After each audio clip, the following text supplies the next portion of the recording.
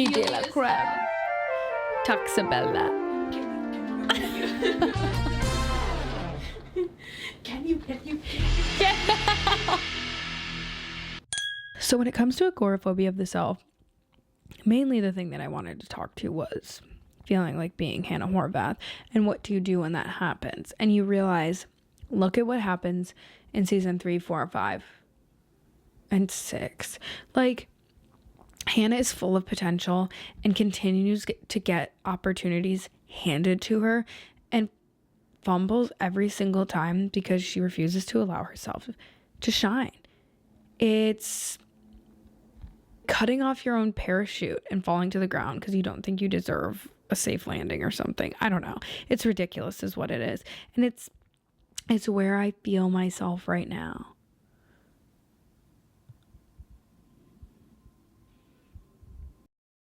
Hi everyone, it's me. Welcome to Dry Gin Martini. Yay! If you're new here, my name is Paige. Grab a drink, get comfortable. This is definitely gonna get long because, like I previously stated, I kind of forgot what we were doing here. I had so much fun in the preamble setting up the lights and talking to my sister that I cracked my Coke without even considering the audience. So if you have a drink, grab one, because today we're going to be talking about something a little bit different. Usually I do movie reviews that are kind of all over the place in a sort of endearing way, where I talk about one or several movies with a similar theme or topic or feeling that they created for me, or just like a completely biased rating based on an attractive male, who tends to be Alex Skarsgård. But so I watched a lot of movies recently, and I tried to film a video the other day, and I've just had this idea for a really long time brewing in my mind and my various different journals and notes apps, where I have this show on this channel, which would never be a podcast. That's not what this is. I really just kind of wanted to use the large microphone, and I don't even know where to hold it. But I figured might as well rip the Band-Aid off and try this today. And I kind of wanted to explore a topic, a feeling, an unexplored emotion and genre, kind of tying all those things together. I don't even know if grammatically that was correct, but this idea of agoraphobia of the self, kind of tying a little bit in with isolation, depression, these themes that we see a lot in coming of age films, specifically because I'm having what feels like a crisis, but it's certainly not. And over the past couple of weeks, I've felt extremely down, lonely, confused.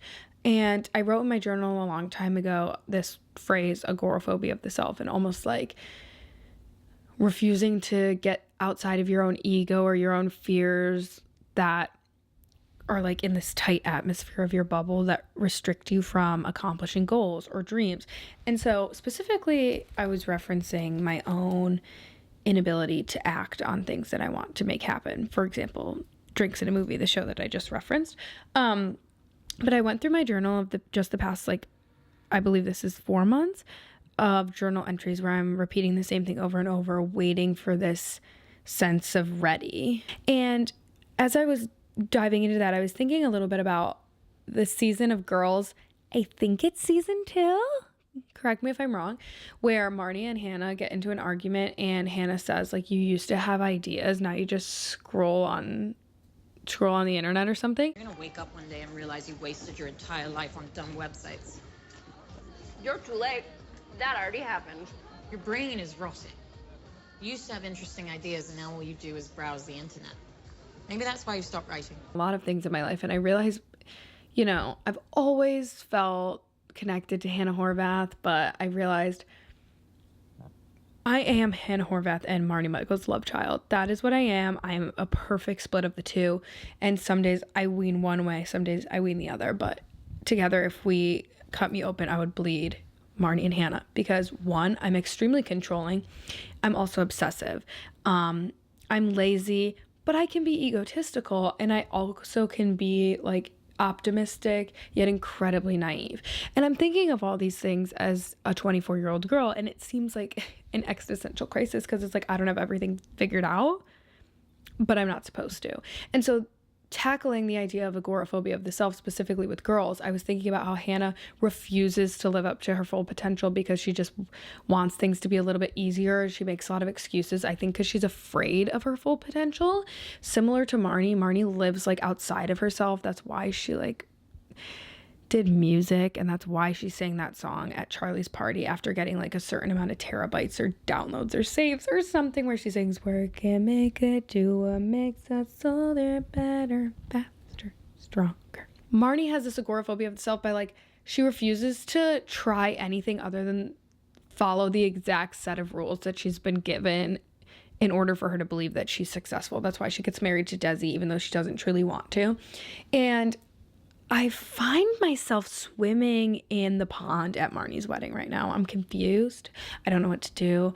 And so I'm thinking of all these movies that remind me of the same feeling. And it's like, no wonder there's so many, because it's such a universal experience. And that is the idea of, what the fuck am I supposed to be doing with my life? And how do I do it the right way to ensure success? Which is absolutely not possible. Like, nobody can give you that guide. Did that make sense? Let's check in. How you doing? Did you get a drink? Grab 2, because this Coke is just the beginning, because I don't even know where we're going here. Kind of tying in another piece of media that encompasses this agoraphobia of the self. In the beginning of the year, one of the first books I read was The 4 Agreements, and I can't remember the name of the author. I'm so sorry. Put it here. My friend Sam gave it to me, and the 4 agreements were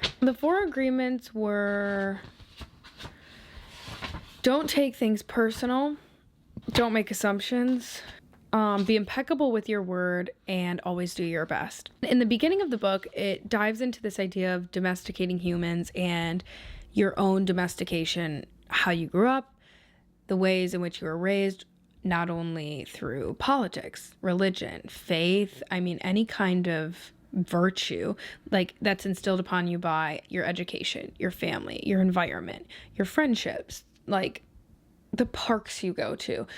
No matter what surrounds you and your upbringing, that is going to affect you in some way, shape, or form. Specifically, what your parents or the people that raise you implement in your mind when it comes to good versus evil, right versus wrong, especially when it comes to religion or no religion and anything that follows in between. And so when I was reading this in the beginning of the year, I was thinking about all of the decisions I've made in my life and how they've been ruled by some moral compass that I didn't create for myself. It's almost like you're a magnet. It's like you're an MRI machine in Final Destination Bloodlines, and somebody, the guy with piercings, walks in the room. It's like all this shit's sticking to you, and it's like, how do I get it off? How do I get it off and make a choice for myself? And it's like, you just have to make a choice for yourself with all of this shit attached to you. And like, maybe over time some things can fall away, and maybe after a while you realize that you like some of the things, but no matter what, they're going to be stuck until they fall off on their own. So you have to continue forward. Both in this book and through watching Girls and several other coming of age films that are coming to top of mind right now, like Frances Ha and Lady Bird, which these all fall under a very specific lens of middle class white chicks who don't know what to do with themselves in their mid-20s. Hi, my name's Paige. Nice to meet you. And it's like nothing new. So I don't know why it feels like such a new concept. I think that's why it's so interesting to watch so many different forms of this exact same idea, because they're all incredibly different. Even watching Euphoria and seeing how through this time jump with Rue, Maddie, Lexi, Cassie, and Jules, everybody's doing something, and yet they also don't have faith in themselves. And everybody's just kind of hoping somebody's going to point them in the right direction, and it all leads them to peril. Should I be worried about that? I don't know. I just kind of wanted to further on this idea of agoraphobia of the self, and specifically that isolation and why it occurs, especially when it comes to things like obsession, perfectionism, wanting to create art or be the best you can be at one particular thing. I'm thinking of like Black Swan, Whiplash, Tar, all these movies, Marty Supreme, where somebody has such a specific goal and yet they're doing everything they can to sabotage their success by putting themselves too much in it that they take themselves out of it. And that's how I feel right now. That's how I feel. It feels existential, like I previously said. I wrote in my journal, how many ideas are written down, bound between yellow leather, marked with a yellow ribbon, left unfinished? How many ideas are just collecting dust in here and the depths of your subconscious, slowly driving you to a madness that the longer you avoid them? Waiting for the right time is bullshit, and you know it. No act is too small, but no action means nothing at all. All my attention goes to dreams, and the dreams of a better life, dreams of other people's lives, other people's dreams coming true. The only way to have a life that you want or make that dream a reality is to wake up. So I wrote that the other day. You could watch 1,000,001 podcasts from these super proficient people that all they care about is efficiency, making money, you know, having the most amount of everything they could possibly have, Twitch streaming, like sitting on Instagram and TikTok talking about how to maximize yourself and your wealth and everything else, whether it's looks maxing, wallet maxing, height maxing, toe maxing, I don't know, everything fucking maxing.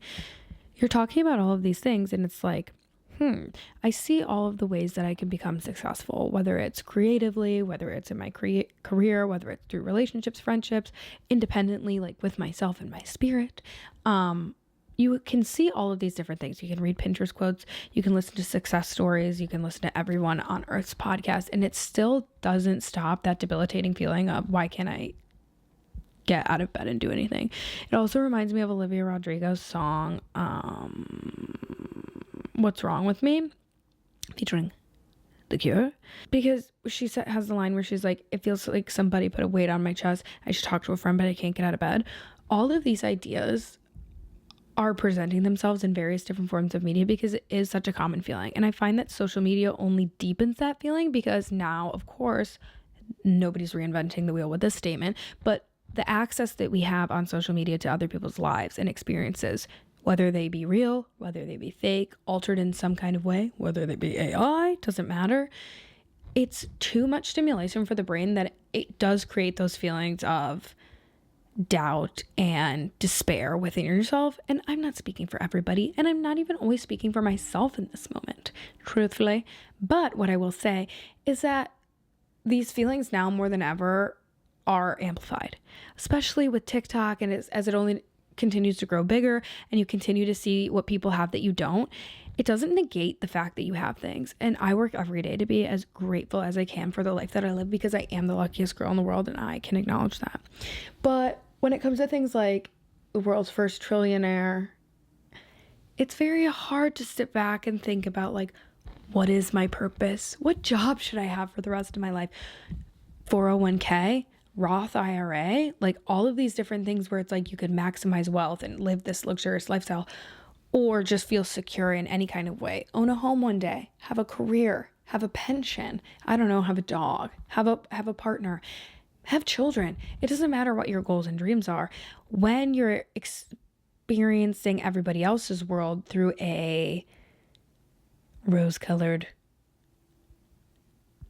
lens of social media and the internet and every other thing, it's very hard to feel justified in any decisions. I don't know, maybe I'm just speaking into the void here. Maybe I'm just speaking. Let's pull up some movies that kind of explore these topics as well, because the first one that came to mind for me was a little bit of Frances Ha, but I think maybe more so because I was just thinking about Lady Bird. Lady Bird is a film. It came out in 2017, directed by Greta Gerwig, starring Saoirse Ronan, Laurie Metcalf, and Timothée Chalamet, if you were unaware, if you lived under a rock. This was one of the movies in my life where I watched it and I was like, oh my God, I'm her. And looking back, hindsight 2020, you're not her. I'm actually not Lady Bird, other than the fact that she was annoying and a little bit ungrateful and just wanted to escape her life, as any teenage girl does, and took it out on her poor mother. So I watch that movie now and I can laugh with it and I can find it endearing because of that a little bit of teenage angst. Now at 24, I can realize, bitch, you're not Lady Bird. Mom, aren't you sort of proud that I'm so close to getting in? Just a little. I mean, yes, I know it was probably easier because 9/11 and less people applying with terrorism and all that, but still though, I'm sorry. I know I can lie and not be a good person, but please, Mom, Please. I'm so sorry. I didn't mean to hurt you.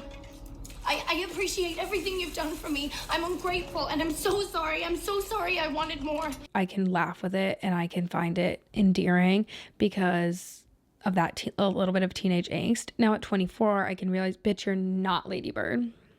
You're not Lady Bird. You just want to be different. And I think you should be a little bit nicer. Like, I don't know why you're being so mean and acting like your world is so bad, because it's honestly pretty great. And I never broke my arm or jumped out of a car. Lady Bird was one of those movies that made me want to write movies. I've always wanted to act in movies. I've always wanted to perform and dance and be on a stage. But Lady Bird was one of those movies where I was like, oh, I want to tell a story like this because Greta Gerwig wrote it. And I just found that. Okay, whatever. So then as I got older, you know, those coming of age films never seemed to really stop. I don't know why we don't see a lot of coming of age films of old people. I would love to see something like that. I find that to be wonderful. But coming of age doesn't stop when you exit adolescence and enter into your 20s or even enter into your 30s with movies like 13 Going on 30 or shows like Sex and the City or Friends or even a little bit of Girls and Insecure. Coming of age doesn't stop. And that's why a lot of the time I catch myself being like, well, why do we need this story? And it's like, we kind of need every story and more stories that haven't even been thought of yet and ever, maybe, truthfully. Like, we need all the stories because that's how people connect and that's how people converse. Even if you don't have television, even if you don't have social media or a book, there's like this mutual understanding between humans, which is experience and emotion. And yes, we might not feel everything the same, but there's commonalities between people and things, and I find that to be wonderful. Agorophobia of the self is something that I've seen in many other people, whether it presents itself in like isolation, depression. It can even be the antithesis of that with like reckless behavior and like almost exhibitionism where you're putting yourself out there so often. I live in Buffalo and there's this event that happens every Thursday in the summer called Music on Main, where several bars on this main street in Williamsville shut down and have bands and a ridiculous cover of $10 for you to go inside and stand in a really crowded bar and drink a high noon while looking really cute. And I was telling my sister about my negative experience at Music on Main because I used to love it and it used to be really fun. It was opening night, so it was really crowded, but like $10 and you didn't have a band? The bar I went into didn't have a band and I paid $10, so I was confused. But anyway, I went there and I was telling my sister about this and I was like, it's just like, I want to go out and I want to dance and I want to talk to strangers. And I feel like the more and more I go out, the less and less that occurs. I feel like people keep themselves confined to the group that they came with. It's very rare that you converse with a group and stay with them or maybe go to another bar with them, sit with them, have a drink with them, smoke a cigarette with them, whatever. It's everything just feels so quick and like, unless you're going out to meet somebody or go home with somebody, it's like, why are we even going out? I don't know, because I want to dance and I want to have a cocktail with my friends and talk about something other than going out and finding boys. It's just kind of exhausting sometimes, which don't get me wrong, I like going out. I like going out and finding those things too. But I went out and I was telling my sister this and she had said, I feel like these people just go there to be seen. And I was like, you're absolutely correct, because I do the same thing. When I think about it, when I'm not going out because I'm really in the mood to dance and have a drink, which I don't think there's anything wrong with that. I was last night. I went to a concert. I had the most fun. I saw Sorry Safari, and my girlfriends, Trinity and Rhiannon, aka Q The Conversation, came into town from Maine to see Rhiannon's boyfriend play in the band, and so we went and saw it, and I had the most fun with them ever. We went to dinner, and then we got drinks, and I was dancing, and I was just enjoying myself. And it was a Sunday. Like, I felt like I was living in New York City. It was wonderful. And I was having such a blast. A couple weeks ago, I went to this bar in Buffalo with my sister and my cousins. Had a hoot of a time. Danced all night long to the point that my feet hurt really bad. Went out the other night with my friends. Wore espadrilles. Terrible choice. Had the most fun. Watching the World Cup at the bar. Dancing at another bar. Like, I just like to go out because it's a social experience that feels fun, and in some way it is a form of escapism, but it frees me of that like agoraphobia of the self because I'm forcing myself to talk to people. Now, it's also rejection therapy because a lot of people don't want to converse, unfortunately, but like I was saying with the to be seen thing, I get dressed, I do my hair, I do my makeup, I put on my nice heels, I grab one of my bags. I like to wear a lot of jewelry. I like to feel beautiful. I like to feel trendy and cool and sexy, and I like to present myself in the best way possible for myself. But I also do, I don't mind eyes on me. I want to be seen. I don't care if it's by a friend, a stranger, a nemesis, a lover, a witch, a warlock. I don't care. But it's just kind of like that feeling of like being noticed, being heard, being seen. Because there's such a difference from like someone looking at you and someone seeing you, someone listening to you and someone hearing you. Those are two totally different things. And I feel like you can fall into this pit of self-pity. Wonder where that term comes from. That closes that door and brings you back inside to that. How many tallies have I said? Agorophobia. So, all of that, all of that, all of that to say. Have you ever seen the movie The Sweet East? The Sweet East is one of my favorite movies of all time, probably. And it is a coming of age, but also like exploration film that follows this young girl who leaves her school trip to go kind of just fuck off and do whatever. And she goes on this journey throughout the East Coast, exploring very different people, places, and things until she finally makes her way back home and decides that she'd rather be back doing God knows what with whoever and where. That's a pretty shit description. I'll actually read you the real one. It's directed by Sean Price Williams and it came out in 2023. It's available on Hulu. Everything will happen. A high school senior from South Carolina gets her first glimpse at the wider world, picturesque cities and woods of Eastern Seaboard on a class trip to Washington, D.C. And this film is not only exploring herself and her surroundings, but it explores something deeper within culture and society. I found the depiction of curiosity, whimsy, and wonder to be incredibly enticing. So I always think about this movie when I'm feeling really lonely and down, and I want to run away, because I find that it's so interesting to have the polarity of wanting to run away from everything and flee and change your name and never return and escape, because it'd be easier to start over than to, like, I don't know, get yourself out of this rut, while at the same time wanting to, what's the opposite of run away? What was I just gonna say? Oh, but also like being unable to get out of your situation because you are so paralyzed from whatever circumstance you've made up in your head. I love that. So The Sweet East is a movie that comes up for me when I think of that. And maybe, wait a little bit, Melancholia, kind of. But also this movie is so unique that I don't really even know if that falls into that category, because it's like sci-fi. Recently been very drawn to films or media, whether it be movies, songs, TV shows, specifically girls, YouTube videos, Emma Chamberlain, books, even though I haven't read in a while. The books that come to mind for me are Milk Fed, which I didn't particularly love, Conversations with Friends that I didn't particularly love, My Year of Rest and Relaxation, which I did actually quite enjoy. I'm trying to peek at my bookshelf a little bit more, but I cannot. Where these stories talk about women's insecurities, once again, depression, but their inability to cope or their failed attempts at coping with those things. My Year of Rest and Relaxation was a book that I felt very connected to, and the idea of wanting to sleep your problems away. Unfortunately, a phrase that I say all too often is that I wish I could just like fall asleep for a couple weeks and then start over, or be put into, I don't even like saying this, but like I just wish I could like go away for 2 weeks and come back. But like when I say go away, I don't mean go to like Italy. I mean like vanish from Earth and then like spawn back on like a skin in Fortnite or something.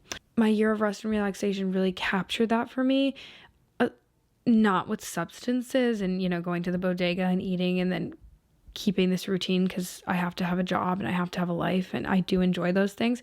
But sometimes you do just want to lay in bed for a very long time. And I thought the way that that book explored that idea and those really deep feelings, and even the avoidance of a friendship and the tragic ending of that novel, like, that was such a real experience that I hadn't seen represented in that way before, which I really, really enjoyed. With all of these different forms of media and like ways to escape, it's almost like, wow, with boredom comes loneliness. And without boredom, you know, you're not experiencing that true feeling. So no wonder when friendships or relationships, jobs, opportunities, plans, like when any of those things go wrong, it feels extra heavy and extra debilitating because loneliness, similar to boredom, is unexplored. That's why maybe it does feel like the heaviest weight on your chest, and you're unable to do anything. Oh my God, let alone take out the trash. I mean, how are you supposed to follow any of the rules that you've made for yourself or any of the dreams that you've had on your vision board for an entire year? Oh, one piece of media that I think encapsulates this feeling entirely that I should have just probably started with is the episode of Big Mouth where Jessie is with the depression kitty and she's laying next to the depression kitty and she doesn't get up for days, and she can see the door and it gets further and further away, and she's like, I know I should get up, and the cat's like, oh, but it's just so comfy. That's exactly what this feels like. You're locked inside a room, which is your mind, and you can't get out. No matter how hard you try to stand up, it's like sleep paralysis. You cannot get up, and that depression kitty is just laying on you, petting your shoulder. She's so warm. She smells good. Oh my God. She keeps turning the pillow over and it's cold and it's really, really, really hard to get up. You're like living in a bubble with a zipper on the side, and you can't unzip it. Somebody else has to come do it, but the person outside is also you. Oh my God, what kind of Inception shit is that? That's what I wrote in my notes, actually. That's what I wrote in my notes about that, and then I actually just wrote movies about isolation. So the preparation for this was top notch, clearly, as you can tell. We'll have to really tighten that up, I guess, because I have no idea where we were going with that. Whatever. I think I need ice cream. Cookie de la creme. Taxabella. Can you? Get out. You literally look like you're going to cheer camp. Like, I don't know what this ensemble is, but it's giving like camp leader. You have a low pony with glasses. What am I supposed to do? I don't know what's going on. Can you? It's Tyra B. Running through the seats of NYC. Okay, bye. Shugo. Go and walk away from the door also. Go and don't be near my door also. I'm gonna linger outside. Do you have to let it linger? Okay, well now we can test the microphone for real. Because you talk yappy.